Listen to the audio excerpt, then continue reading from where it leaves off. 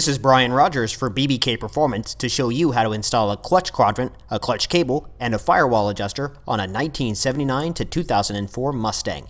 This video covers all BBK quadrant, cable, and firewall adjuster applications. And all of these products are great for use with aftermarket performance clutches and as replacements for stretched or worn cables. Note that the cable is one size fits all and it may vary in length from the cable that you're removing. Additionally, the frame rail bracket on the cable might need to be removed to fit some models. Let's get started. Under the car, remove the cover on the driver's side of the bell housing. Then use a pry bar to push the clutch fork forward, which will allow you to slip the end of the cable through the large hole in the fork. Remove the retaining clip from the cable and pull it forward through the bell housing. Next, remove the bolt that holds the cable bracket to the frame rail and continue pulling the cable forward. Under the dashboard and over the throttle pedal, release the tip of the cable from the fangs in the plastic quadrant.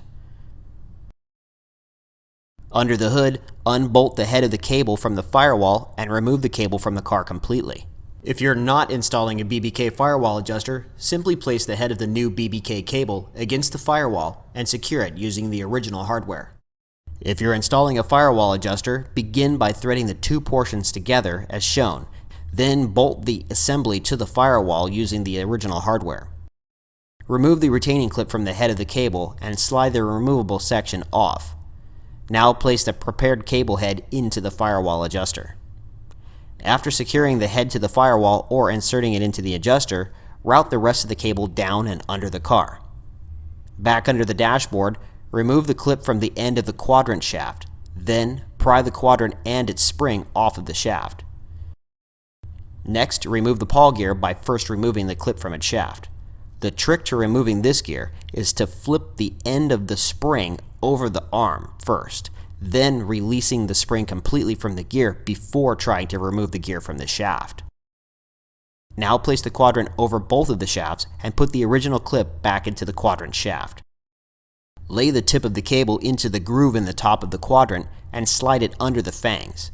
To keep the tip from jumping out while you route the rest of the cable, I always recommend using a rubber band to secure it, like this.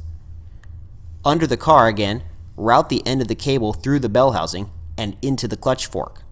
Use the original clip to hold the cable to the bell housing, then run the adjusting nut onto the threaded portion of the cable until the nut touches the fork.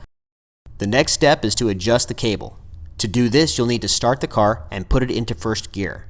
Slowly release the clutch pedal until the clutch starts to engage and the car starts to feel like it's moving forward.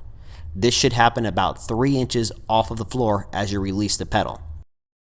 Adjust the cable and with it adjusted properly, tighten the lock nut against the back of the adjusting nut and reinstall the cover.